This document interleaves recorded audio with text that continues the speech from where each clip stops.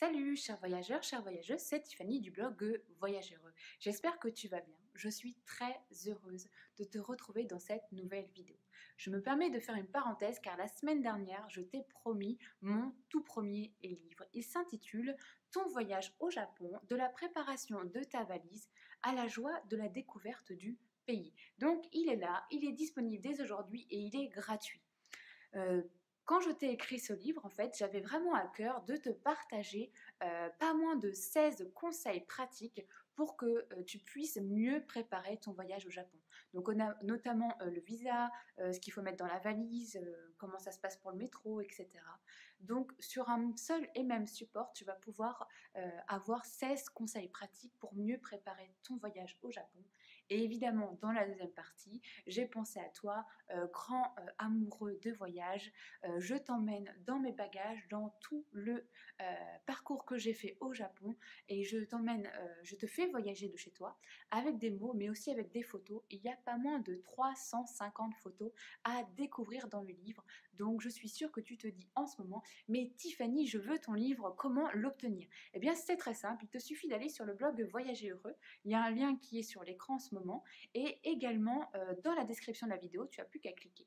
Et donc, tu vas arriver sur une superbe page d'accueil, évidemment, et sur la colonne de droite, tu vas entrer ton prénom et ton adresse mail, et tu vas recevoir immédiatement et gratuitement mon tout premier livre. Je suis très très heureuse de te le partager. Et donc, sans plus tarder, nous allons commencer le vrai sujet de la vidéo qui est la politesse et les Russes. Alors, tout simplement parce qu'en fait, il y a quelques jours, j'ai lu un article dans un magazine de voyage qui m'a fait faire un bond.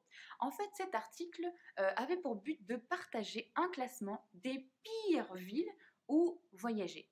Donc 200 000 lecteurs, quand même, 200 000 lecteurs étaient priés de faire le classement donc des pires villes du monde pour voyager en fonction notamment de la qualité de l'accueil et la qualité de la nourriture. Et évidemment, Moscou a gagné la palme de la pire ville au monde où voyager. Alors, tu dois t'en douter, je ne suis pas d'accord du tout. Je pense que 200 000 personnes se trompent sur Moscou. Alors là, tu dis, ouais, ok, mais tu as des arguments? Alors oui, je vais te donner un exemple très simple.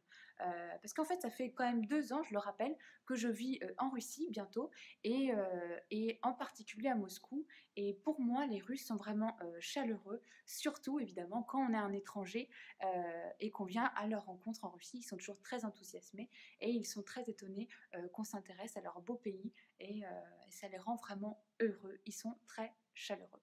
Et donc, un exemple pour en fait te montrer le comportement russe et la politesse. Parce qu'en fait, tu vas remarquer que bien qu'ils soient très chaleureux, il y a un petit truc étonnant, c'est-à-dire que le russe va droit au but quand il parle. Alors, qu'est-ce que ça donne? C'est très simple. À Moscou, un monsieur veut acheter un ticket de métro. Donc il va au guichet normalement et il va avoir en face de lui une vendeuse qui ne dira pas bonjour et qui ne sourira pas. Il va lui demander très simplement un ticket de métro. Il n'y a pas de bonjour, est-ce qu'il serait possible d'avoir un ticket de métro, s'il vous plaît? Non, non, non, un ticket de métro, il reçoit son ticket de métro et il s'en va. Donc, c'est aller droit au but. C'est vrai que c'est un gain de temps parce que en 2 secondes, c'est terminé, il a ce qu'il voulait et la dame, c'est pareil, elle fait son travail. Mais c'est vrai que sur le coup, on peut se dire ok, c'est efficace, mais c'est pas très poli. Et donc, je t'en parle parce que j'étais juste derrière lui. Et ce qui est encore plus étonnant, c'est que ça n'a choqué personne sauf moi. En fait, le monsieur et la caissière ne s'attendaient à rien d'autre qu'à cette interaction du un ticket de métro et c'est tout. Donc évidemment, quand ça a été mon tour, bon, bien, j'y suis allée et j'ai pas pu m'empêcher de dire bonjour, un ticket de métro, s'il vous plaît. Et donc là, j'ai senti déjà un petit changement dans le comportement de la vendeuse. Elle m'a tendu mon ticket avec un demi-sourire. Donc je l'ai remerciée et elle m'a répondu je vous en prie avec un grand sourire. Et c'est là où je veux en venir, c'est que moi je pense que la politesse appelle la politesse tout simplement. Et c'est pareil pour les Russes. Donc il faut savoir que donc un Russe, comme dans l'exemple, un ticket de métro, eh bien il va droit au but et surtout un Russe ne sourit pas s'il n'y a pas une bonne de sourire. Pour lui, le sourire, c'est pas un mécanisme comme il peut y avoir dans d'autres pays dans le monde. C'est vraiment, il lui faut une bonne raison. Et donc, par contre, je te rassure, c'est que c'est très facile de faire sourire un Russe. Il faut un petit peu d'entraînement, en fait, tout simplement pour en fait réussir à passer par-dessus leur visage impassible, qui paraissent un petit peu sévères, et on se dit: «Ouh là là, ma tête a pas l'air de lui revenir, c'est un peu bizarre». Eh bien non, pas du tout. C'est juste, comme je te disais, il ne sourit pas s'il n'a pas une bonne raison, pardon, de sourire. Donc, souris et le Russe te sourira en retour, comme sois poli et il sera poli à son tour. C'est totalement logique et c'est pour ça que je te dis qu'il faut vraiment passer au-dessus de ça et sourire. D'ailleurs, il y a quelques semaines, j'avais fait une vidéo et un article au sujet du sourire, car pour moi, c'est très très très important. Pour moi, le sourire est l'arme absolue pour détruire la barrière de la langue.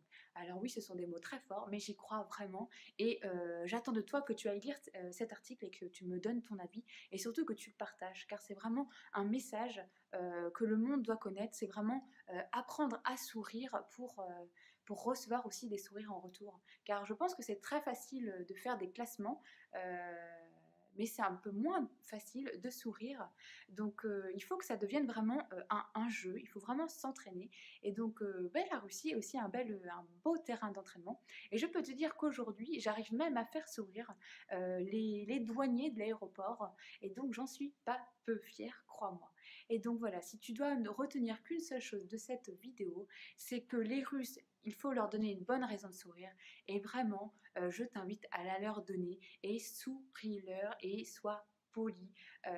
Je te fais de gros bisous, je te remercie d'avoir regardé cette vidéo. J'espère que ça t'a été utile, que tu as aimé ce petit voyage culturel dans le monde russe. Et puis en attendant notre prochaine rencontre, je t'encourage à rester curieux du monde qui t'entoure. Salut!